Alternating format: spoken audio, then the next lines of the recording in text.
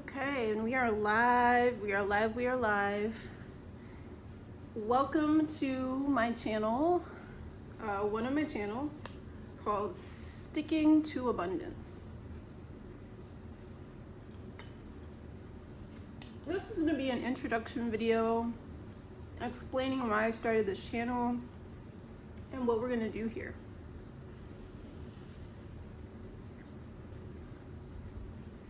As I explain why we're here, I'll be getting my vision board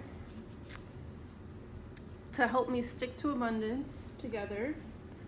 And if you are at your house, maybe you have a cup of coffee, maybe you have another beverage of some sort. I even went and got myself a little treat to kickstart the Sticking to Abundance channel. Got some carrot cake.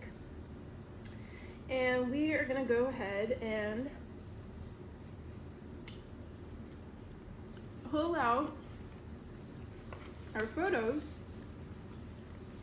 magazine clippings, etc., etc. And you're gonna need a glue stick. And I cut my photos out at the library, so if you don't have them cut out already, then you'll need a pair of scissors. And then I came across this heavy duty marker, which we're going to use today to make some maybe inspirational quotes. And I pulled out the green Crayola marker from the collection of rainbow colors that I have, because obviously green for sticking to abundance. All right. So like I said, as I begin to glue my vision board together, I'm just going to tell you about my relationship to money, relationship to abundance, relationship to work, etc., etc. So let's begin. It all really started for me back when I was a kid. As for many of us, this is where we learn our core values and our core processes of how to kind of navigate through life, right? And if you're having trouble hearing me, go ahead and just turn the volume all the way up as much as you can. I have another mic in transit. My last one got lost in the mail. So yeah, remember, this is just our first video, so it's okay. We're warming up and we're getting the flow together. So going back to my childhood. So when I was a kid, my parents, well, my mom, she got breast cancer and died when I was 5. And then I shouldn't say like she got it. I mean, she unfortunately had to deal with a disease. And then my dad, I guess he didn't want to or couldn't afford to take care of us. We don't know. I don't know. Believe me, I've tried to find out. But at the end of the day, I don't know, and we don't know what happened other than the cause of death. But we don't know his motive for giving my sister and I up for adoption, and that's that. So I was soon after adopted by a military family that turned out to be very abusive and controlling. And these people did do their best to provide for us, but in these ways that were very negative and stressful and anxiety ridden. So, for example, both of my adoptive parents worked, and both of them were always stressed. My mom more so than my dad. My dad just kind of came home and dealt with it, but then he had to deal with my mom, and she was a raging narcissist. So yeah, it didn't really bode well for the family at large. And so yeah, he was stressed and she was stressed, and they worked a lot to keep up with the Joneses, let's just say. Middle class family, and just really just in it to be as perfect and on the surface as put together as possible. Even though behind closed doors there was domestic violence and lots of depression and lies, etc., etc. If you come from a middle class family like this, then you know what I'm talking about. It's all about looking perfect on the outside, but behind closed doors, things are a mess. So, that's kind of the environment that I grew up in until I ran away at 18. So, yeah, money was always posed as something that you really have to work hard for, that doesn't come easily, that is a major stress factor in not only your life, but everyone's life around you. And if you didn't have money, or you were poor, or, came across as like less than financially, then that was looked down upon. So, weirdly enough, even though this was shared with me, this type of lifestyle around money was shared with me as a kid, I was never sat down and like taught how to actually handle money. And this is something that I think comes up for a lot of people, that when they're kids, their parents are stressed about money, and the parents might be saving and investing and all this, but they don't sit down and actually teach you how to manage money. So yeah, money has always been kind of like a gray area in my life, and the only thing that I've always known to get money is to just to work really hard. And I think I kind of started to fall off of that when I was in my early 20s.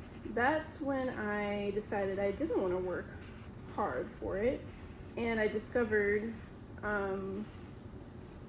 sugar baby, sugar daddy relationships. And that's when I learned that actually I don't have to work 40 hours a week. I can just work a few hours a day and make the same amount. Now, this worked for me for a while, and during that time, I still didn't put I didn't put any emphasis on investing, saving. I mean, to be honest, I wasn't making enough to invest and save. At the end of the day, I was surviving from date to date to date to date. And so now enters the picture massage therapy. So then once I actually started making money, like to the point where I could get a nicer apartment and travel, I still wasn't saving, because I started becoming I've always been in my adult life a chronic project starter. And so the beauty of this channel is that I get to start a project, but it's not costing me money, it's saving me money. Except for today, because the poster board was $3. The marker was given to me as a friend. The glue stick pack was $3. and printing out the photos was $6, so altogether we spent $12 and some change with the candles on today's project. But so that's a good thing. But in my not so distant past, I've always done projects that I really believe in, I'm excited about in the moment, and then when they start to not work, I put more money into them to see if I can save them and make them work. And when I say them, I'm mostly talking about massage studios that I have started. 3 of them, actually. And my first one was the most successful, and then a hurricane came through and destroyed my roof. And then the second one was mildly successful, and then the third one I think would have eventually been pretty successful, but it just didn't grow as fast as my first 2.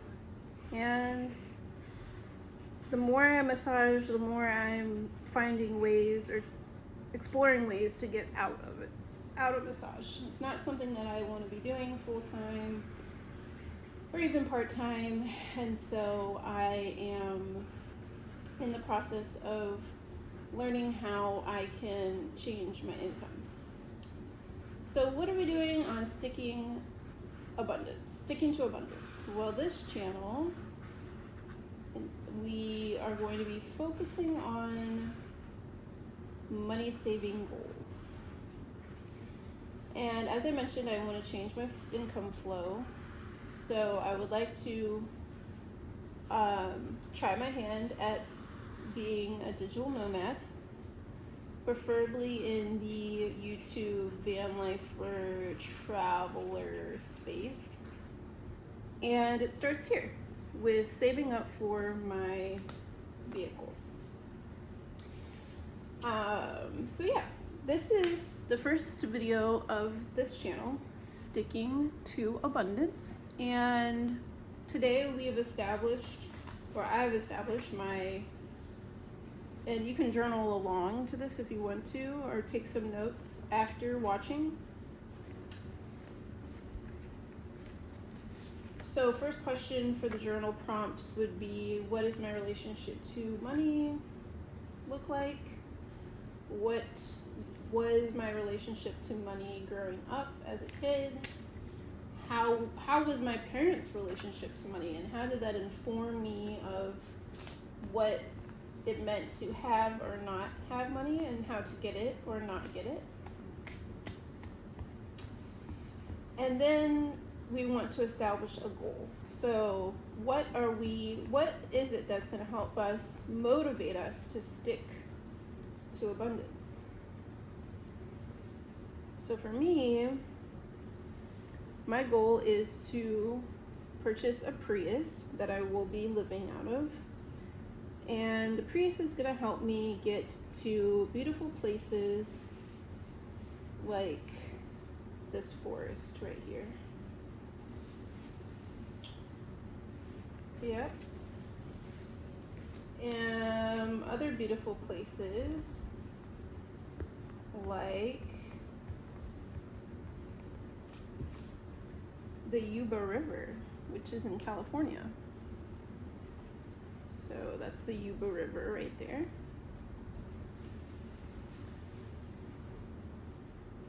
Such a beautiful place. Water, a long, long river you can float down, rocks off to the side you can lay on. It's one of my most magical memories on planet Earth. Other beautiful places, like the mountains of Colorado, for example.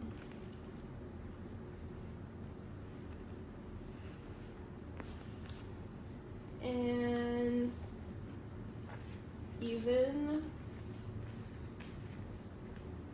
places that might be more barren at times, like the desert.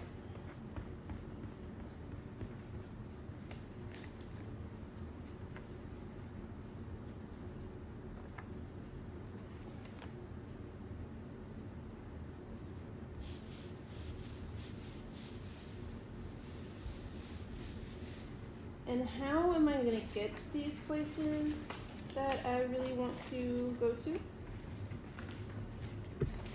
I'm going to get there in my gas efficient,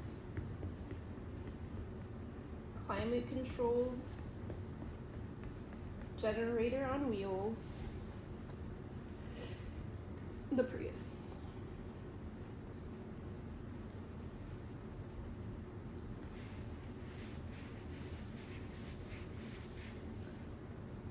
Preferably a Prius V, which I believe is the biggest Prius that has more space in the back. And this is a 2017, which I hope to be able to afford something that's 2017 or more recent. And moving forward beyond the completion of my initial goal on this channel is the kind of next phase of the dream, which is to travel to Asia.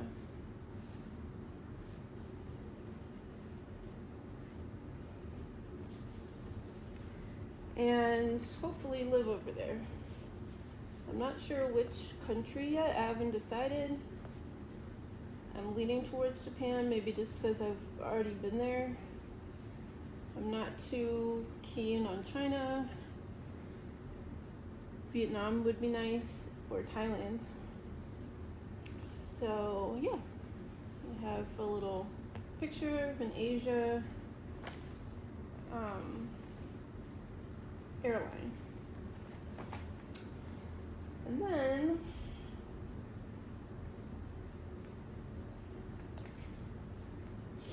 we can be more specific. Oh, I almost forgot. Another bizarre, maybe to you, dream or goal that's attached to this initial phase of getting the car is being able to wear acrylics. Because with massage, I'm not able to wear acrylic nails, the long ones especially. So something that I fantasize and I daydream about wearing acrylics. I cannot wait to be able to wear acrylic nails and have beautiful long nails. Something that really matters to me. Do you have a goal or a dream that to others may seem kind of funny or silly or confusing, but to you it makes sense? So for me, with massage, I can't wear acrylic nails, but when massage is no longer my income, I can wear all the acrylic nails that I want. And these are really pretty too, so maybe we should add these. What do you think? Maybe just one? Yeah, I don't need both of them. Okay. And so last but not least, to get to this first goal of purchasing the Prius and the subsequent goals of becoming a digital nomad and traveling to Asia, the main way to get there is through saving. That's it, folks. I gotta save.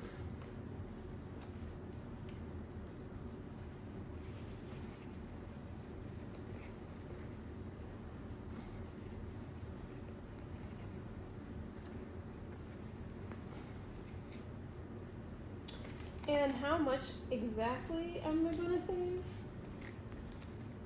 in this initial goal? The answer is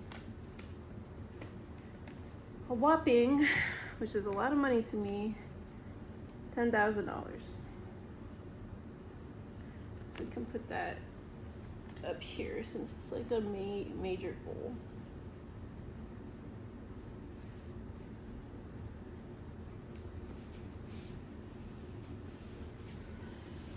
Yep. And then I have this funny little piece of paper that matches my current channel profile picture, but it could change in the future. But for now, it's just funny. I don't know if you ever saw that movie Matilda, but in Matilda, which is like a children's film that a lot of adults have seen as well, there's this scene where Matilda's family is sitting on the couch and they're watching a TV show called The $1 Million Sticky. And I just think that's so funny because in context, it's like the dad's a crook, used car stealer, and the mom is like she either does nails or hair, or maybe she stay at home, and she's just so funny.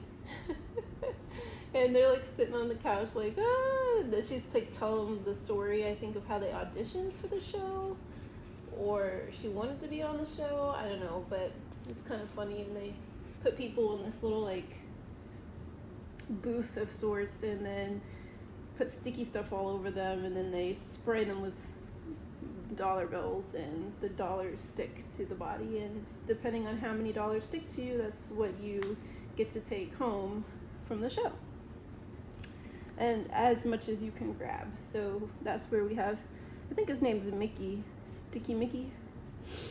We have Sticky Mickey up here with the dollars in his hands. It's just funny.